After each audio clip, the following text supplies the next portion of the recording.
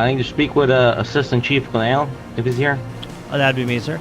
If you can go and follow me and get in my car, and we'll go to the station. Oh man, I'm like super nervous about this whole thing. Jesus, I'm so nervous. You probably know why you're here currently. Yeah, I have a pretty good guess. Conversation is going to be recorded, just for safety measures and everything. All right. For the record, and more of just a personal note to you, Chief Stark, I profusely apologize for lying to you that night regarding that accident. This is where I have to start lying to the cops now.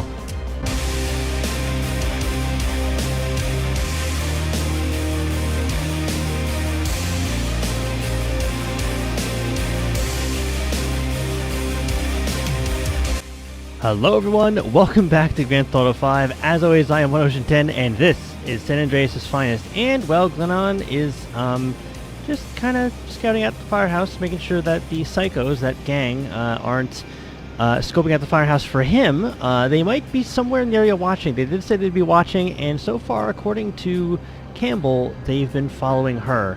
So, we're going to see if they're going to be following Glennon. However, we did get a text message from Campbell saying that she went to the police and talked to them. So now they're aware of everything that's happened, and they're going to call for Glennon to come in. Now, here's the thing. She didn't say anything to the police about Glennon's past, so that is at least safe. What she did mention, though, is, of course, that they were kidnapped and tortured, and really, I don't think the police know why this even happened.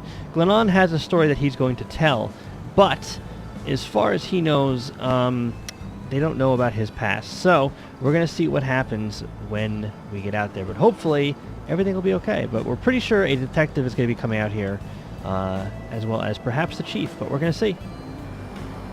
Alright, looks like the coast is clear. We're going to head down here. Hopefully, yeah, there we go. And whee! Alright, so, oops, shit.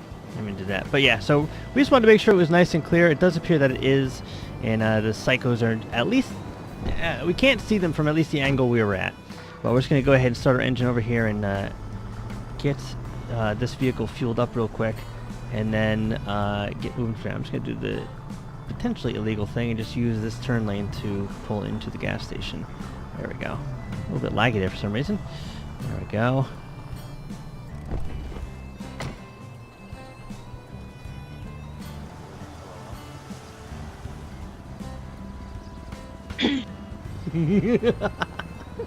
This is awkward as hell. With Good morning, Chief. Morning, Campbell. So, okay. Got, I guess you on the medic there, Campbell? Yeah, I'm on light duty still. Okay. And how about yourself there, Mac? Oh, what do you want me to be on? It's up to you. I mean, I was not with you the other day. Is there anybody else that's coming on the shift? On Taro, maybe. And, Ripley. Yeah, I know Ripley's supposed to be here. Eventually, I might have to go 10-7 to handle some administrative stuff with the police department, but once I do that, I should be back here, hopefully, but at least we got the medic and the engine covered for the rescue, so. Yeah. Alright. And just ignore that body over there on the street. Don't know why that guy's there. Just a local. Well, things are hella? I don't say hella. Why am I saying that? Things are very awkward between Campbell and Glennon right now, because she went to the cops against his wishes, but he understands why she did it. He's actually not mad at her. Oh shit. She actually just did that. She actually just messaged to him. Let's go to, what's this one here?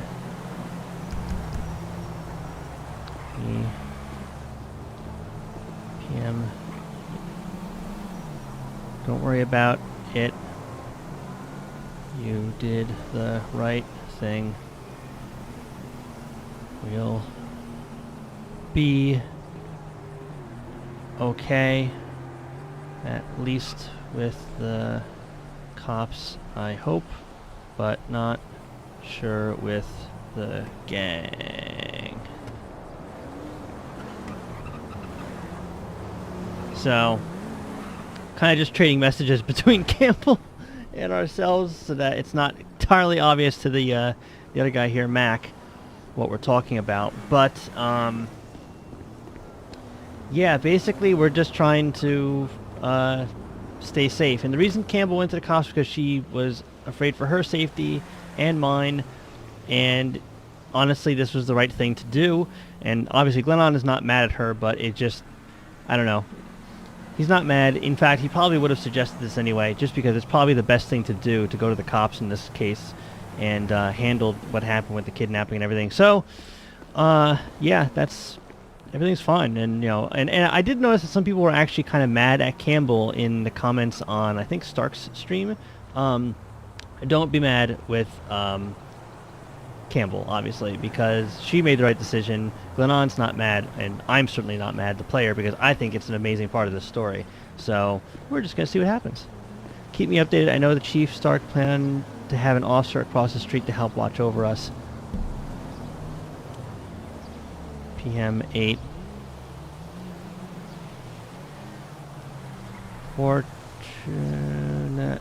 they are over there, usually, anyway. Uh-huh.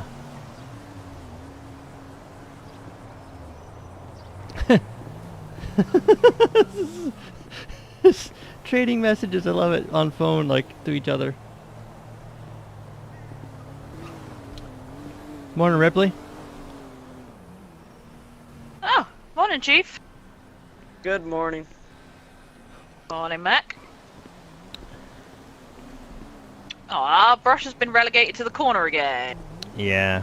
Well, this is actually a way more efficient means of having everything in the firehouse. Also, may I ask for you to grace your presence in the medic tonight? Or grace the medic with your presence tonight, I should say.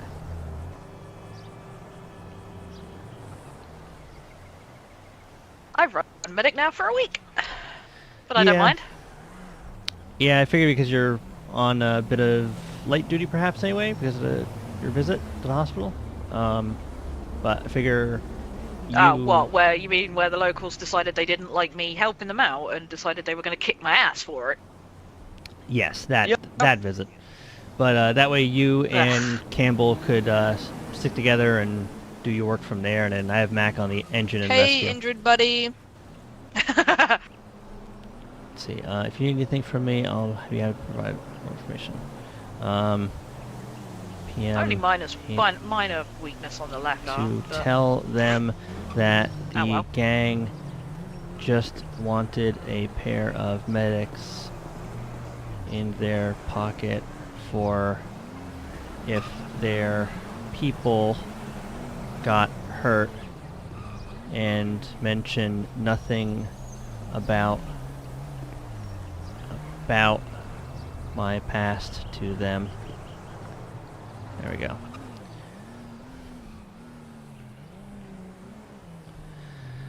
I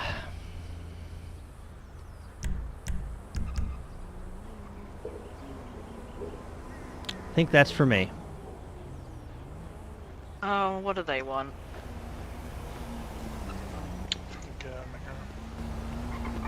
Hey, Chief, how are you? Good, how are you, sir?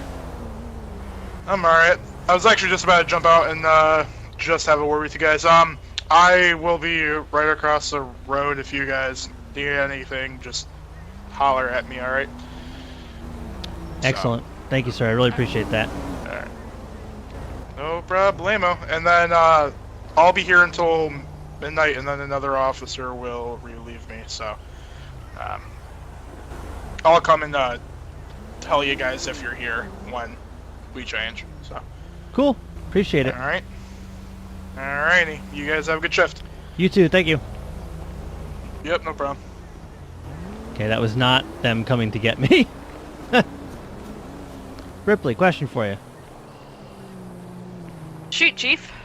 What is your hair color normally without dyeing it, if you don't mind me asking such a personal question? It's actually white. Really? Yeah, I had an accident when I was younger, and the shock of it, I took a really bad blow to the head, and the shock of it just turned my hair white. You know, I've heard about that. People having that happen when they've gotten to some kind of like physical trauma like that. And I think there's a song about that by a what's the name of that band? The Crash Test Dummies. You ever hear of them? Oops. Hey. Isn't that what me and Campbell are right now? Yeah. You know, you should totally listen to it. It's called the band name is Crash Test Dummies, and they have a song I think called well, okay, it's kind of hard to say the name because the song is literally like MMM. I think that's it. But yeah, there's a part of that song about a kid who gets white hair. Wow. Yeah, I'll definitely give it a listen when I go home tonight. Yeah. Well, that's what it looks like, anyway. Yeah. We will need to talk about what It looks like you heard another it just looks like time. one big piece of hair. I need to clear the air Maybe it's one of those with you. wig things that men can get when they're balding. You know, there's just the top piece. Oh, yeah. Why is it when cars wheel spin it makes me jump now? You're not the only one. We can meet another time. I do it to when myself we're in my both own off car, shift. and Would you like your I coffee? scare myself. I feel so ridiculous about it. Eat coffee. Because sometimes I forget my car can do that. Yeah, same thing with this Charger. This thing has too much horsepower, and I catch myself occasionally burning out. Until There I we have go. enough money to buy my own house. Oh shit! So I may There it be is. moving out of like the station bunks where I've been living here for the past couple months or couple weeks. Hello there. Hello, sir. I need to speak with Assistant Chief Canal, if he's here. Oh, that'd be me, sir. What? I'm gonna need to speak with you. Ah, yes. About that incident we had with that one medical call. Right. Should we Yeah. go down to your station, or how would you like to do that? Yeah. If you can go and follow me and get in my car, we'll go to the station. Sure. You want me to hop in your car and not take mine? In other words. Yeah. Okay. Yeah. Let me just Gonna be safe. All right. yeah. Let me just get these guys set up here so that they're good for this. Hey guys. All right. Yeah. You know what your assignments are. You should be good. I'll be back soon. So just keep things in mind here, and if you need me, just text me on the phone. So. Okay. All right. Thank you guys. See you soon. Back soon, Chief. All right, sir. And I didn't catch your name. I apologize. We miss you Alright, let's go. already! Sorry, what did you say? Sorry. I didn't catch your name. It's gonna be Thompson. Right. All right. I knew that would get We're gonna speak about everything on the station, all right? Sure. No problem. Thank you. Yeah. Oh God, I'm suddenly very nervous. This window's broken.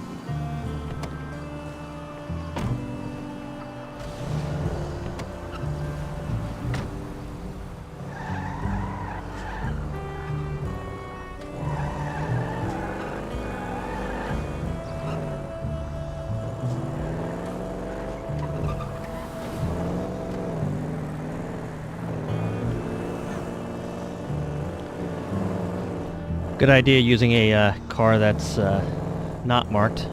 Yeah. Give me a second, I'll just make a call. Sure. 336, 317. 336, 317, show me with the subject in a vehicle. We're gonna be on our mission road if you wanna meet us there. 336, copy.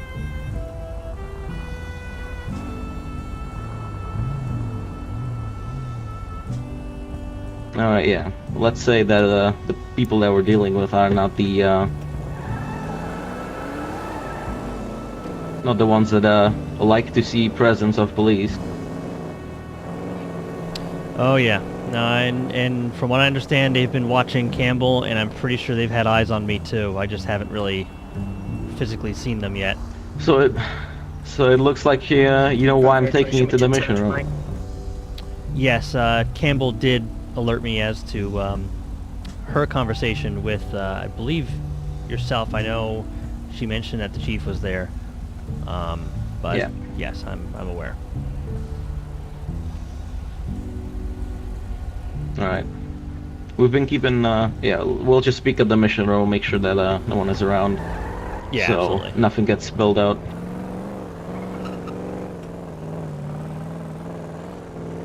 So on my screen, his windshield is broken out in his window. I don't think it is on his screens. That's why he's not concerned. But that's just 5M for you.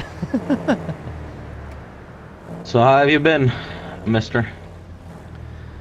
I've been better, that's for sure. But you know, what can I say? Just wishing for a normal life. That's all. Yeah, I understand that. I'm not sure if we've met before, maybe in uniform. I'm not entirely sure. I think we have. Yeah, we probably met in uniform while I was in uniform. Oh yeah, and let's say I don't roll around in plain clothes that often. No, that's fair, yeah. Alright, the police chief should be waiting in the station for us as well. Excellent, yeah, if there was one person I'd want to talk to about this, it'd definitely be him. So, I'm glad he's going to be there. Nothing against you, I just... Yeah. Things like this, I do like to have a familiar face around. Yeah, he's gonna be around. He's not the investigative unit, so I'm gonna be still the one that is most gonna be doing the interview, but he's gonna be around there. He's gonna listen to everything, so it's gonna be alright. Excellent, yeah.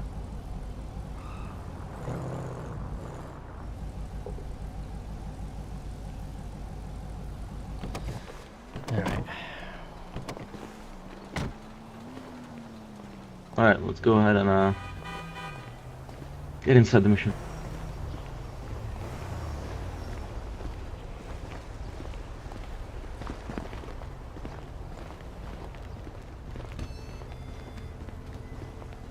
Alrighty.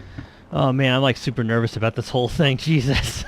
I'm so nervous. Alright, if you want, you can get your jacket on this this holder right here, and you can keep it on if you want to. Oh yeah, thank you. I'll do that right now. Oh well. He wasn't wearing the blue shirt before, but... Alright, take a seat if you want, sir. Oh sure, thank you. I might just stand. I've been sitting a lot today, so... Alright, would you like a water, or a cup of coffee or anything? No, I'm fine, thank you. I just changed hats, but so whatever. for now the chief of police is going to be en route. He's going to be here in around 3 minutes. For now I was told to go to begin everything. So we're just gonna start. Don't worry, he's gonna arrive through the interview and he'll just sit and watch here, make sure everything is going smoothly. Okay. Alright, so just for the start, I'm Detective Thompson, the Los Santos Police Department Detective Unit. You probably know why you're here currently. Yeah, I have a pretty good guess. Yeah, alright. Just for your information, this conversation is going to be recorded, just for safety measures and everything, alright? Sounds good, yes. Alright. 10-4.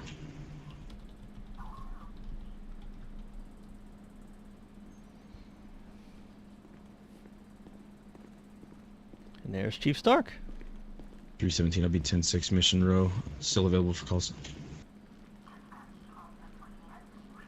How you doing, Chief? Hey, Chief, good to see you. Thank you for being here. Say again? It's good to see you, Chief. Oh, okay. Yeah. Wish it was under better circumstances, but glad we got you in here. Was looking for you this past week, trying to get you in here, and heard you was out of town. Yeah, sorry, I had some business to take care of, and it was a bit of a family thing, and it couldn't wait, so, but yeah. Yeah, no, understandable. I'm just here to take notes, that way I'm nice and read in. Seeing as though I'm the chief of police, I should probably know about this kind of shit, you know.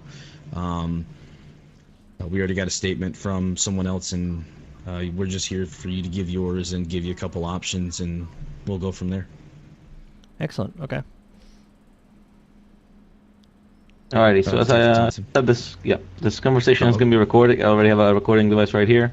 Just for the record, I'm going to give him, say well again. I'm Detective Thompson with the Los Santos Police Department Detective Unit. Today we're going to be conducting an interview with Assistant Chief Glenale. Hello, sir. Hello. Alright, so just from the start, you already know why we're currently conducting this interview. It's going to be about a situation that happened near the medical center when yourself and Miss Campbell got ambushed. Got ambushed by multiple females, then taken hostage, driven to into county, to I believe a scrapyard. And then multiple other actions happened there with yourself and Mr. Campbell, then getting released, and then transporting Miss Campbell to the Pillbox Hill Medical Center, grabbing her vehicle and crashing into a wall, faking a traffic incident. Well, Correct? yep, that's actually all accurate. Alright, so just from the start, we're going to advise you that we're not going to be filing any charges against you. Note to the fact that you have used her car to crash it into a concrete wall to fake an incident. We understand it was reasonable to protect her from the whole incident, and it will actually be used as cover for now, so none of your colleagues will know about this case. For your safety, for her safety, and from safety of other firefighters and citizens. I appreciate that, and just so I can say it for the record, and more of just a personal note to you, Chief Stark, I profusely apologize for lying to you that night regarding that accident. It was just getting released from that entire incident was kind of fresh, and my only thought was protecting Campbell, not so much myself. I can handle myself all right, but I just didn't want anything further to happen to her, and the only way I could cover her, at least from a legal standpoint, was to make it seem as if this never happened, at least in the eyes of the law enforcement. And I was not thinking about the fact that maybe this would be beneficial to come here and speak with you guys and actually talk about what happened, but that's why I did it. But now that Campbell's come forward and she did text me and let me know that she had, after thinking about it, I think this is the right choice. And so again, I apologize for what happened that night. Yeah, I mean, when I first found out about it, I was a little upset, to say the least. But at the same time, after I read more into it and was brought up to speed, I realized why you did it, and that's why we're not going to press charges. You guys are victims. That would just rub salt in the wound, for lack of a better phrase. But we're not here to do that. We're here to help, protect, and serve, and that's exactly what we plan to do, and while maintaining the safety of both of you. So we have very strict guidelines that we're working this case on. Detective Thompson is the lead investigator on this case, so I'll let him continue from here. But yeah, it's understandable. I hold no grudges against that, and I understand what you did, and it was a noble effort. But I do wish you would have came to us a little sooner without taking such extreme measures. But it all worked out in the end, as Detective Thompson said. It will be used as a cover story, and we don't want anyone to know about this. There's only 3 officers in the police department that even know about this case right now, just because we're trying to keep it so under wraps, because we don't know, there's personal, relationships that some of the officers have with some of the firefighters, and we just don't want anything getting out to anyone. So it's only yourself, Firefighter Campbell, Officer Thompson, and Corporal Myron of the lead investigator of our investigations unit, and myself that know about this incident so far, and we plan to keep it that way. So, yeah. Awesome. Yeah. I appreciate it, everything you guys are doing to help out, and obviously myself and Campbell will work with you guys as best we can on this, and hopefully this gang doesn't find out, but the psychos. But if they do, I mean, they're watching us, so I do appreciate that car you've been keeping out front of the station. Yeah, we're taking extreme precautions to ensure that even if they are watching you constantly, they don't they don't know. I had Detective Thompson grab that completely unmarked unit. It's actually a drug dealer's car that was apprehended a couple of years ago. We never really had a use for it, except for like a bait car. But we're taking extreme measures to ensure that they do not know that we're on to them. That way we can hold the upper hand the entire time. So, Detective Thompson, go ahead and continue with your interview, and I'm just going to take notes. Yeah, thank you, sir. So let's go ahead and start from the start of the incident. Can you explain everything that happened from the start when you yourself and Miss Campbell met to the basically full end? Sure. So, from my perspective, after the first attempt of kidnapping just myself, which leads me to believe that I was the target, only because they didn't try the first incident, which was, 3 days prior to this incident with Campbell. I was put in the hospital, and I had some glass in my face as well as a shard in my arm. They had to remove. I spent some time in the hospital and then was released. And upon release, Campbell actually had been borrowing my pickup truck to move some furniture, and she came to pick me up in my vehicle. So she picked me up at the Central Medical Center on the northwest side, and from there we talked for a minute. We made a right onto, I don't recall the name of the road. 1 second here. Let me just look at my phone. Shit. It was, And what vehicle did she pick you up in? what fucking road was it anyway?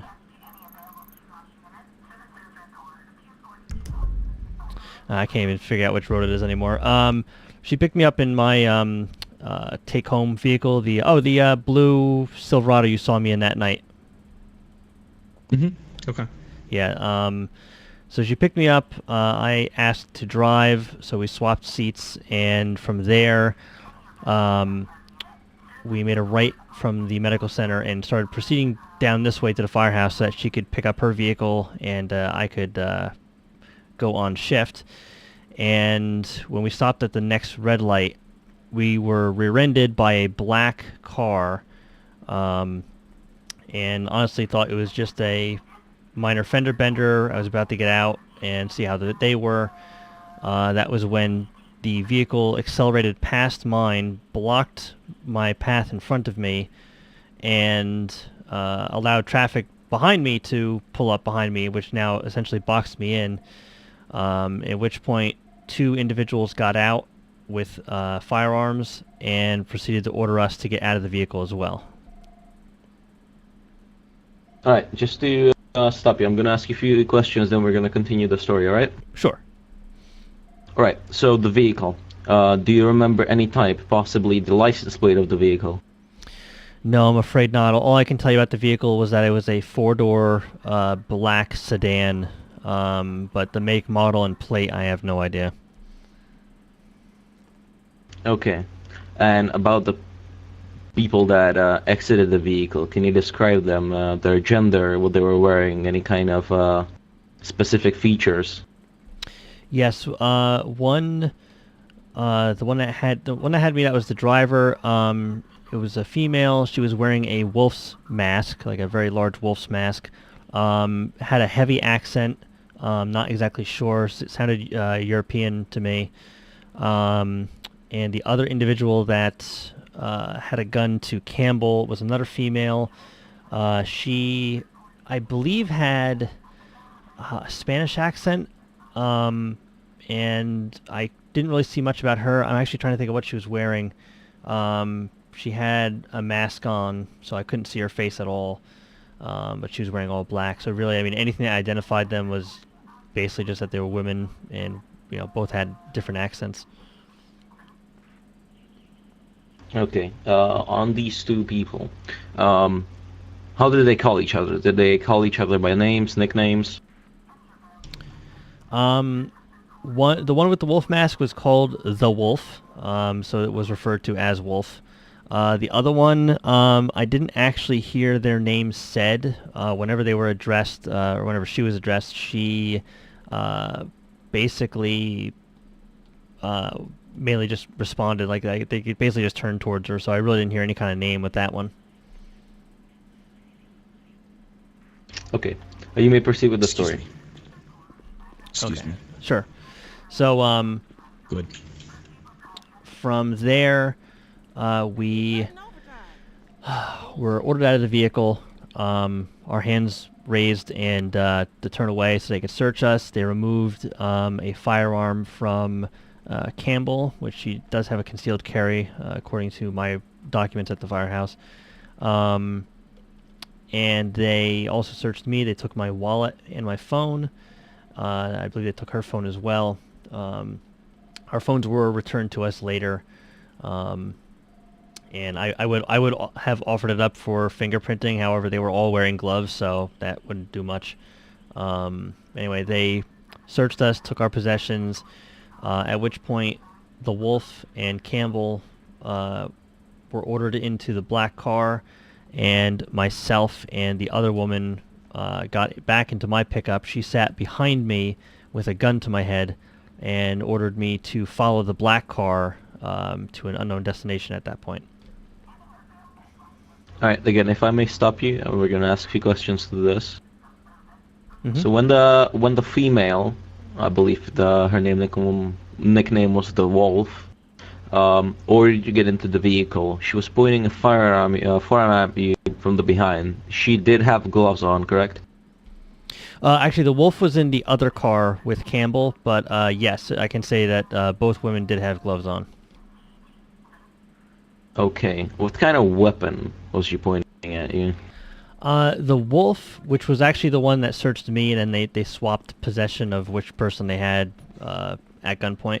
The Wolf actually had what looked like a what do they call those smaller automatic weapons, like an Uzi or something like that. She had one of those, and the other woman, she had a pistol with a silencer on it.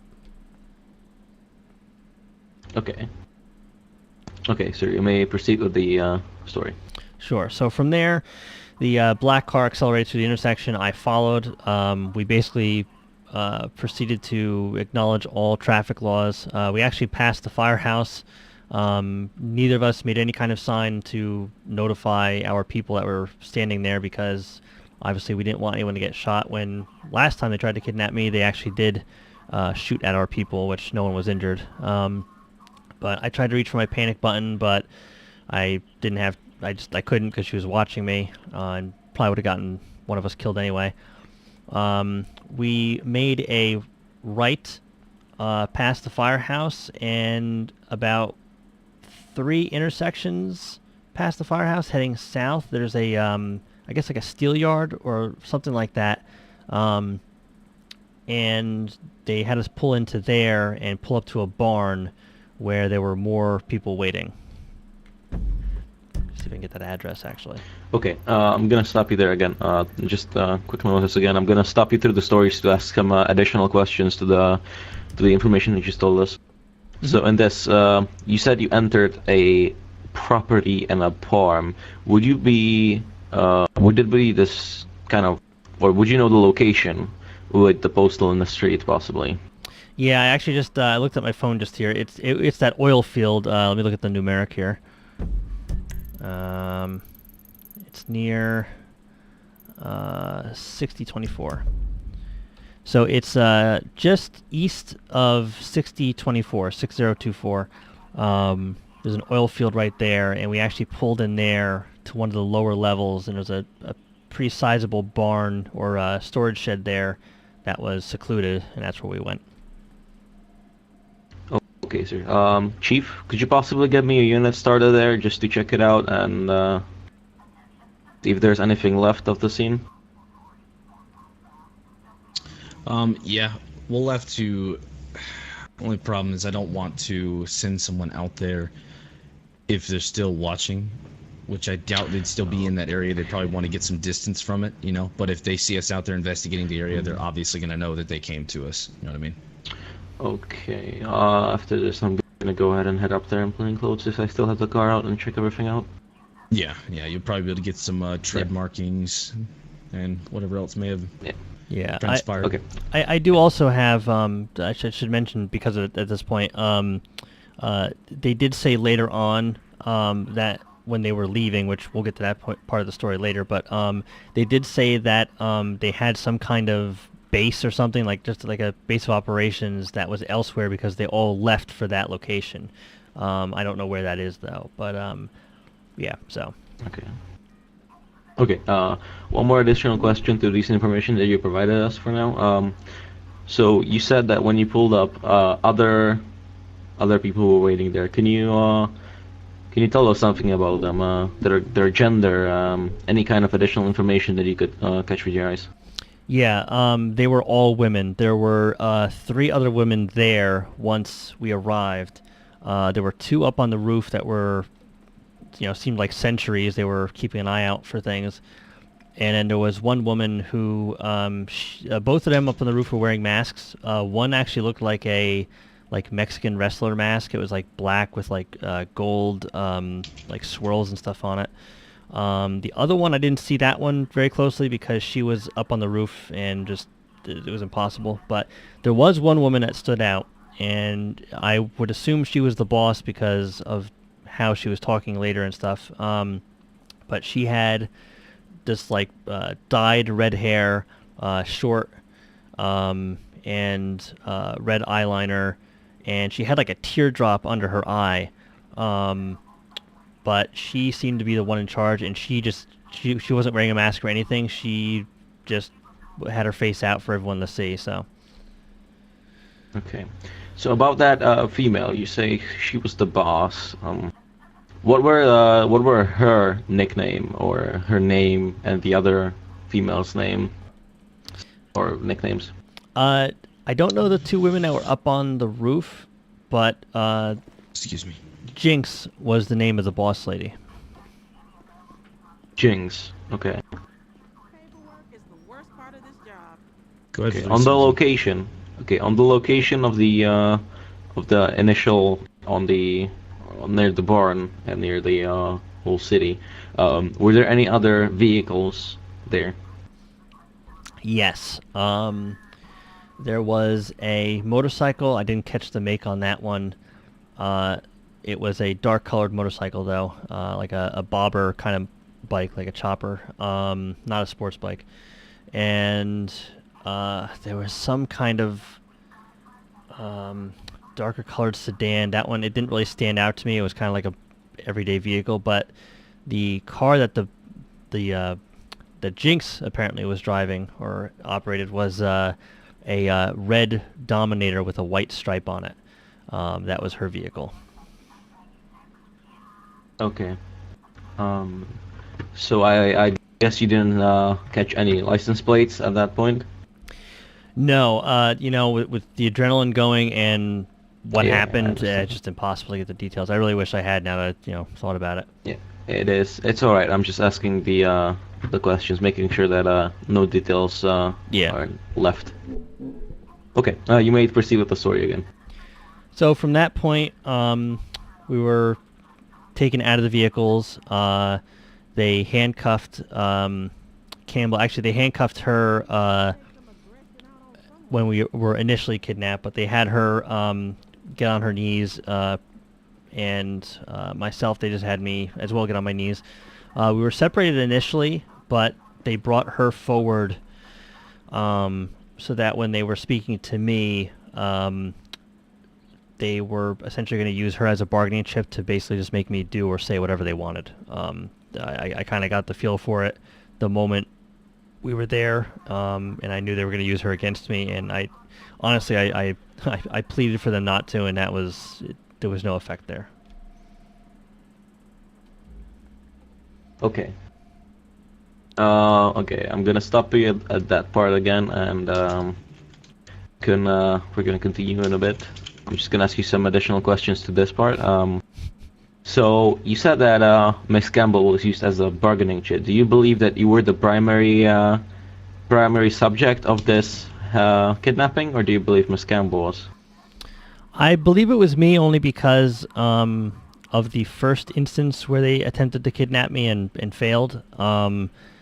they definitely were after me, specifically by name, and I think to them, Campbell was just a bonus. She just happened to be there. They grabbed her, and it just kind of seemed like that was more of like a bonus to them in their favor. Not only to use not only to use her as a way of influencing me, but to use her for the means that they wanted. This is where I have to start lying to the cops now. Can you please go ahead and advise what would be the or advice on the conversation that was happening between you and the boss?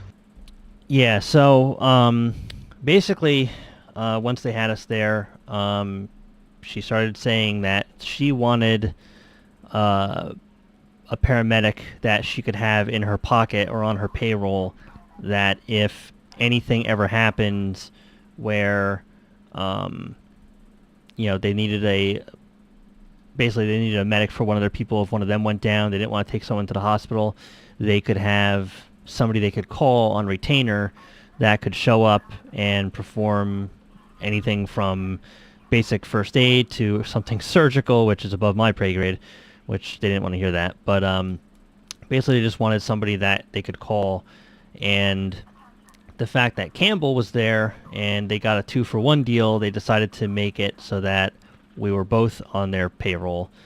And so I politely refused at first, seeing as that would be illegal, and I didn't want to get involved in this. And that's when they started to torture Campbell at that point. Okay, sir. I understand that this topic might be hard, but we're only doing this to make sure that they are behind bars at the end of this. Oh yeah, no, I know. It's just tough Okay. to. If you start feeling anything, you want to take a break, just go in and say it. We'll take a 5-minute break and then we'll continue. Okay? Yeah, no, I'm good to keep going. So. Okay. So an additional question on that. So I believe you have as well later on denied to go ahead and associate with them, or did you say yes to the association to stop the situation? As soon as they started harming Campbell, I agreed to their terms about basically being on retainer for them. However, it didn't actually stop them from torturing her. So essentially what happened, the way the conversation started was they brought up about wanting to use us. When I refused, that's when they brought Campbell over and sat her down in front of me and started to torture her at that point. And once they started, eventually the boss lady, knowing that I wasn't going to go anywhere, I wasn't going to do anything, she asked me to walk with her for a second so that we could have a private conversation away from everyone. And I can only assume they continued to hurt Campbell, just because I could hear her yelling from the barn as I walked away. We ended up getting into into Jinx's car, which was that red Dominator, and we sat in that barn where she had it stored. And that's when she asked me, or demanded really, or actually no, I'm sorry, she told me that I worked for her now, and that if I ever get a call from her, that I had to drop what I was doing and go there and use my skills for her. And the same would go for Campbell. That was the conversation we had. Okay. Okay. You may continue the story. So after I agreed, while we were sitting in her car, we proceeded back to the barn where they were still harming Campbell, and apparently had branded her on the chest. And they didn't brand me, interestingly enough. I thought they would have, but they didn't.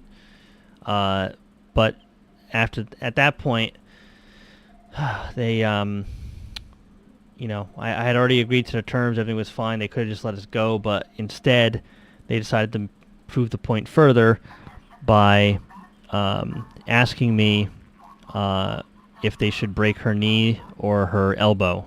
and I had to pick. And if I did not pick, which I of course refused to do, if I did not pick, they were going to break both. So I reluctantly chose her knee, which from a personal standpoint and a medical standpoint, I probably should have picked her elbow. But I was just caught in the moment, and so I chose knee, and they proceeded to break her knee. And that was already after they had shattered her hand and branded her.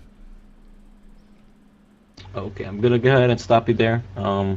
So a few questions on the wounds from your visual side. What you could see, what kind of wounds did Miss Campbell have, except the broken knee?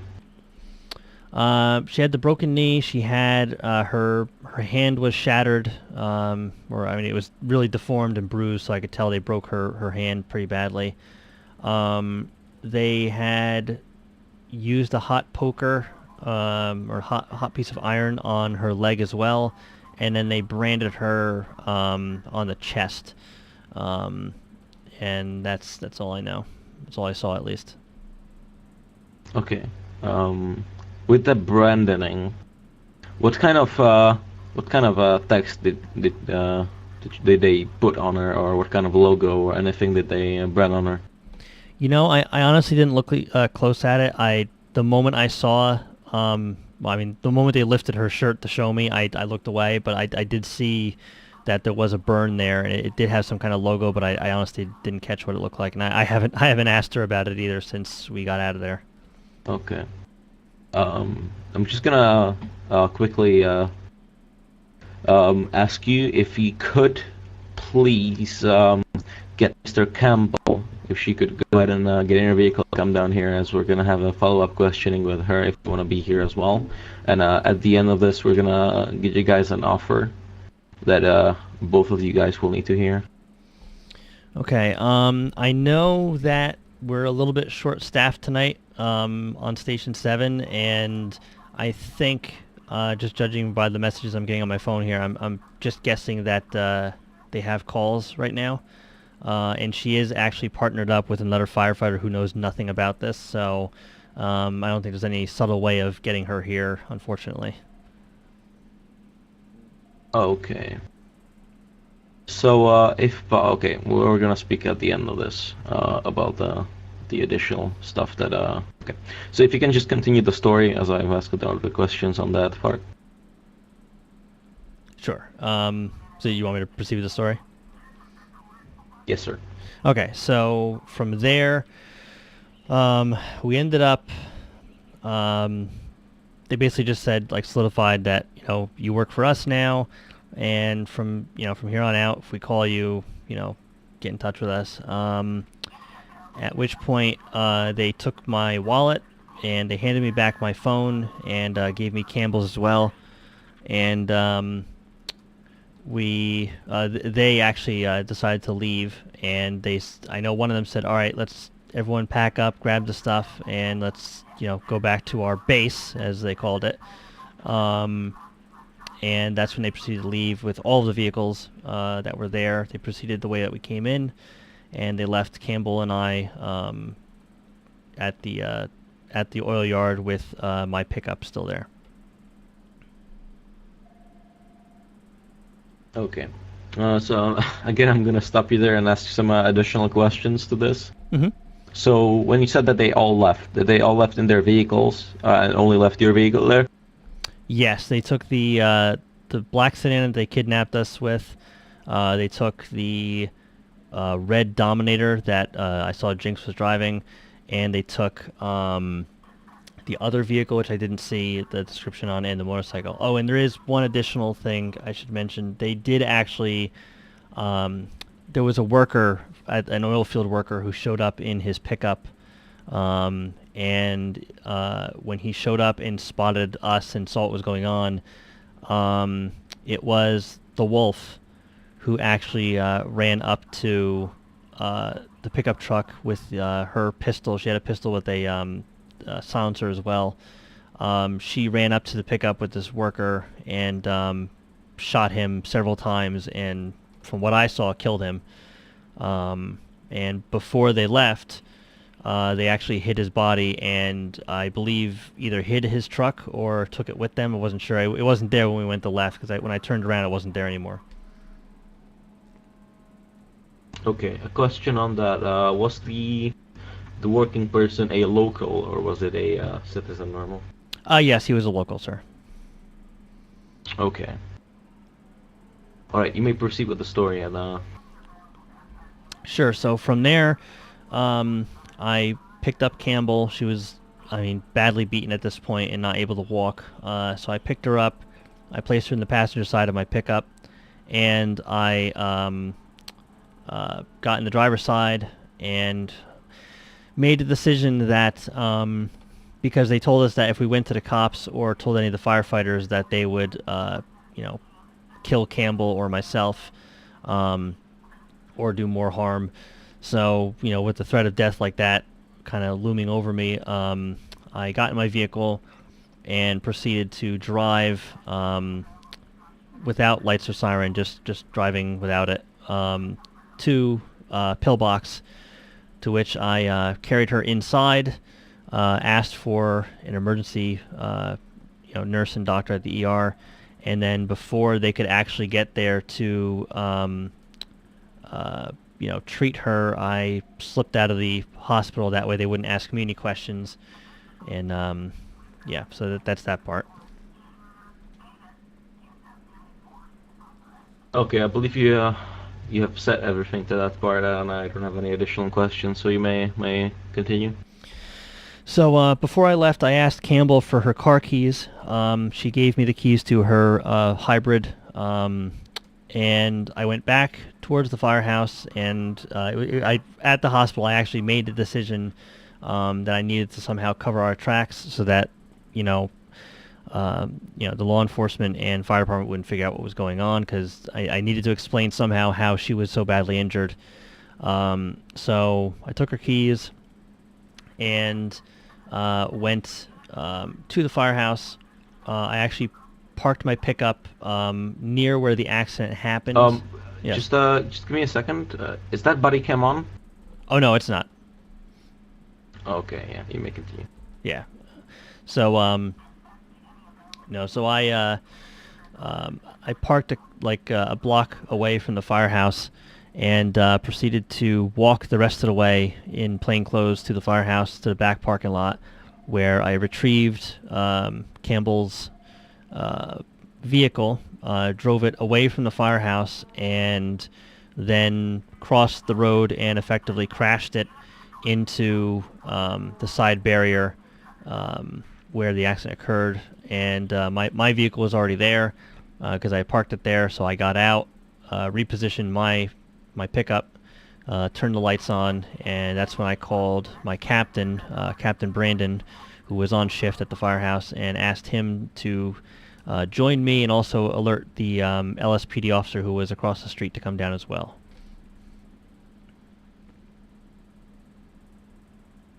Okay. Okay, so that conducts the story? Yes, from there, everything I assume would be in Chief Stark's accident report for that next instance. Yeah, yes.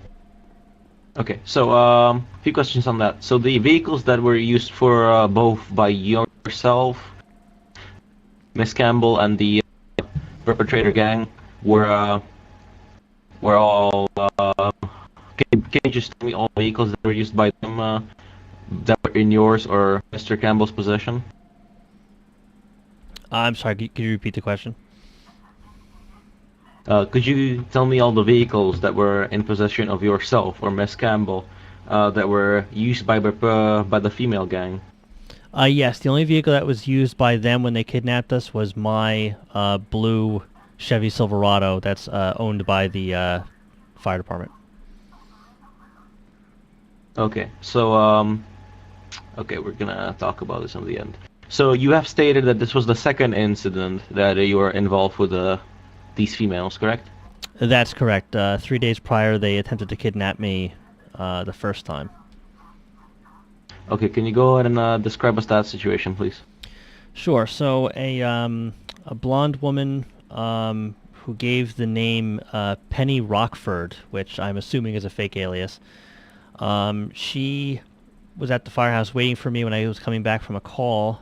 In fact, Chief Stark, it was that call with the murder underneath the boardwalk.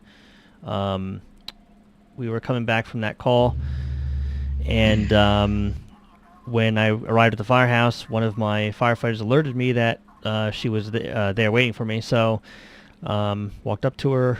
She said she needed to talk to me privately. She tried to get me to go across the street to the gas station, but I told her that it wasn't really safe because there's 4 lanes of traffic there. So let's go back behind the firehouse by the hospital and we can talk there. So we went back there.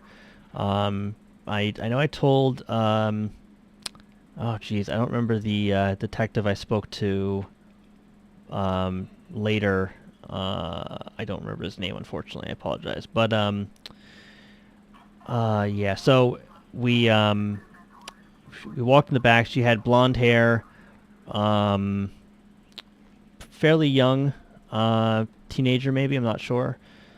She was wearing green camouflage top and pants, and she wanted to speak with me. She pulled out her phone and said, "Oh, sorry, hang on, I need to just text somebody real quick."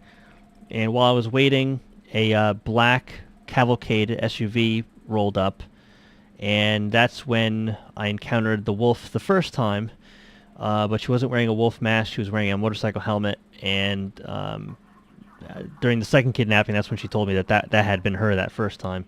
But she got out with that same automatic weapon, ordered me into the vehicle, and as they were escorting me into the vehicle, I got on my radio and just called out that, "Hey, I'm being kidnapped out back."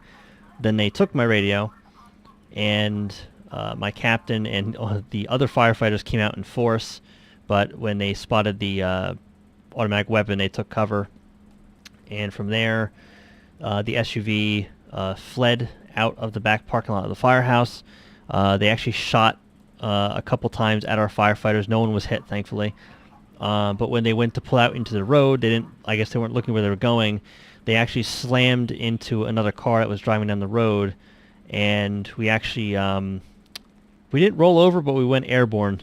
And when we actually came back down to the ground, and they tried to get the vehicle to start going, they were having trouble with it, and that's when I took my opportunity to just jump out of the vehicle, run for it, and from there, my captain piled as many people as possible into one of our SUVs, and we just booked it down the road and hid until the cops were able to get there. Okay, on this part, I'm gonna ask you a few questions again.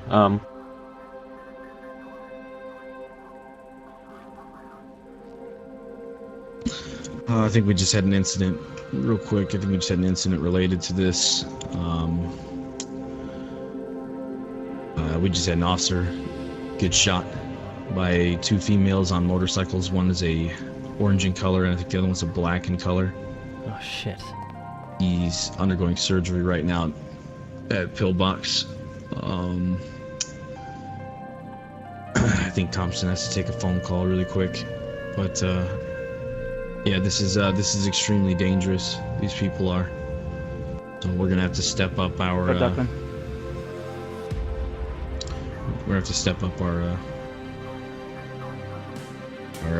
responses and weapons. So. Yeah. Excuse me for a second. You need water? I have 2 state troopers here meeting me about a stolen vehicle. I just need to put that vehicle and call the RO. Come grab it. Yeah, no, go ahead. I'll stick around here. I'm okay. Thank you. Okay. Okay, he should be back in a moment.